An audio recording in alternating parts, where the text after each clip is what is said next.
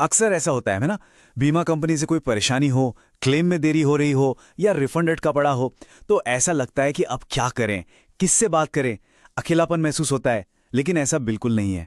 आज हम इसी पर बात करेंगे कि अपनी शिकायत को सही जगह पर कैसे पहुंचाया जाए और अपने अधिकारों को कैसे सुरक्षित रखा जाए। तो चलिए शुरू करते हैं। सोचिए, महीनों का इंतजार, अनगिनत कॉल्स और फिर भी पैसा अटका हुआ है। अगर ये कहानी थोड़ी जानी पहचानी लग रही है तो एक अच्छी खबर भी है। ये परेशानी सिर्फ कुछ लोगों की नहीं बल्कि बहुतों की है, और इसीलिए इसके लिए एक बहुत ही मजबूत और सिस्टमैटिक समाधान भी मौजूद है। तो उस समाधान तक पहुंचने से पहले चलिए एक नज़र डालते हैं उन आम दिक्कतों पर।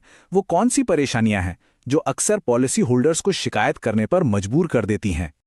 देखिए, आमतौर पर 4 तरह की दिक्कतें सबसे ज्यादा सामने आती हैं। पहली और सबसे कॉमन, क्लेम सेटलमेंट में बहुत ज्यादा देरी होना। दूसरी, रिफंड का प्रोसेस ही शुरू नहीं होता। तीसरी, मान लीजिए पॉलिसी में कोई बदलाव करवाना है लेकिन कंपनी उसे ठीक से हैंडल ही नहीं कर रही। और चौथी, सीधी सी बात, कंपनी की तरफ से खराब सर्विस मिलना। ये वो वजह है जो किसी भी पॉलिसी धारक के अनुभव को एकदम खराब कर सकती हैं। तो सवाल यह है कि इन सभी परेशानियों का हल क्या है? इसका जवाब है बीमा भरोसा। ये एक बहुत ही पावरफुल और ऑफिशियल प्लेटफॉर्म है जिसे खास तौर पर पॉलिसी होल्डर्स की मदद के लिए ही बनाया गया है। अब ये बीमा भरोसा कोई मामूली वेबसाइट नहीं है। ये भारत के बीमा रेगुलेटर यानी कि IRDAI का ऑफिशियल अपग्रेडेड कंप्लेंट सिस्टम है। इसने पुराने IGMS सिस्टम की जगह ली है। और इसकी सबसे बड़ी बात क्या है जानते हैं? यहां पर दर्ज की गई हर एक शिकायत सीधे रेगुलेटर की निगरानी में होती है। लेकिन सवाल ये उठता है कि ये सिस्टम पुराने वाले से अलग कैसे है? मतलब ये असल में मदद कैसे करता है? इसकी असली ताकत इसके काम करने के तरीके में ही छिपी है। फर्क बिल्कुल साफ है। पहले क्या होता था? शिकायत सिर्फ कंपनी तक जाती थी, तो पूरी प्रक्रिया में ट्रांसपेरेंसी यानी पारदर्शिता की बहुत कमी थी। लेकिन अब बीमा भरोसा के साथ शिकायत पर बीमा कंपनी और रेगुलेटर IRDAI दोनों की एक साथ नजर रहती है। इसका सीधा मतलब है पूरी ट्रांसपेरेंसी और तेजी से एक्शन होने की उम्मीद। ये पोर्टल असल में पॉलिसी धारक को सीधे रेगुलेटर से जोड़ देता है। हर अपडेट रियल टाइम में मिलता है, जिससे अपनी शिकायत का प्रोग्रेस ट्रैक करना बहुत ही आसान हो जाता है। और कमाल की बात यह है कि ये सिर्फ ऑनलाइन तक ही सीमित नहीं है। हेल्पलाइन और ईमेल जैसे ऑफलाइन रास्ते भी खुले रखे गए हैं। 10 लाख रुपए, इस नंबर को जरा ध्यान में रखिएगा। क्यों? क्योंकि ये बीमा शिकायतों के भविष्य को बदलने की ताकत रखता है।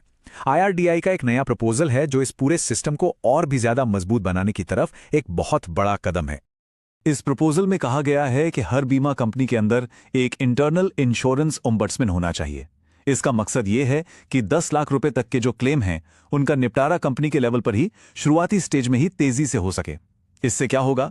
इससे बीमा भरोसा पोर्टल की जो ट्रैकिंग व्यवस्था है वो और भी मजबूत हो जाएगी। चलिए अब आते हैं सबसे जरूरी सवाल पर कि कोई अपनी शिकायत आखिर दर्ज कैसे कर सकता है।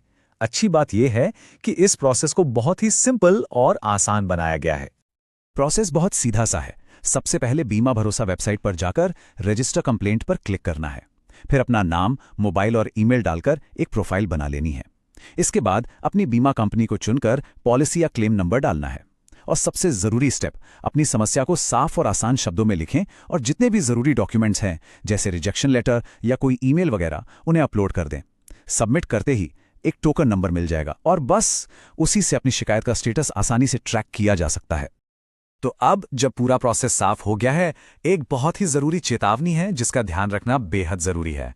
और साथ ही इस पूरी बातचीत के जो मेन पॉइंट्स हैं उन्हें भी एक बार देख लेते हैं। ये बात गांठ बांध लीजिए, जो ऑफिशियल बीमा भरोसा पोर्टल है वो कभी भी किसी भी तरह के पेमेंट के लिए नहीं कहेगा, नहीं कोई QR कोड स्कैन करने की मांग करेगा। ये सर्विस बिल्कुल मुफ्त है। इसलिए अगर कोई पेमेंट के लिए रिक्वेस्ट करे, कोई QR कोड स्कैन करने को कहे या पैसे मांगने वाले कोई भी सस्पेक्ट फोन कॉल या मैसेज आएं, तो उन्हें पूरी तरीके से इग्नोर करना है। हमेशा ये पक्का करें कि आप ऑफिशियल वेबसाइट पर ही हैं। तो इस पूरी जानकारी का असली मतलब क्या निकलता है?